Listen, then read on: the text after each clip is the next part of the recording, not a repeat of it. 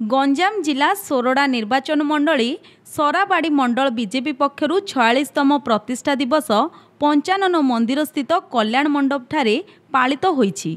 सोरडा विधायक नीलमणि बिशोई आह्वान क्रमे सराबाड़ी मंडल पाई नूतन भावे दायित्व ग्रहण करथिबा सभापति सत्यनारायण गौड़ सभापतित्व रे आयोजित कार्यक्रम रे दलर नीति आभिमुख्य संगठन दायित्व विषय पुंखानुपुंख आलोचना होइथिला। दलर वरिष्ठ नेता तथा पूर्वतन सभापति भगवान मुनि, वरिष्ठ नेता बनमाली स्वाई, सीमांचल त्रिपाठी प्रभृति सम्मानित अतिथि भावे जोगदेई प्रत्येक कर्मी परस्पर उत्तम संपर्क रखी श्रृंखलित भावे दल को अधिक मजबूत करबा पई उपस्थित कर्मी मानकु उत्साहित करथिले।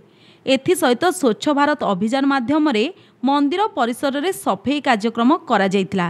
रंजन मौलिक, अजित मुनि, अजय स्वाई, रवि पाणिग्राही, गणेश स्वाई समेत शताधिक कर्मी जोगदेई कार्यक्रमटी सफल करथिले। गंजाम सोरडारू नारायण डाकुआंक रिपोर्ट, पब्लिक मीडिया।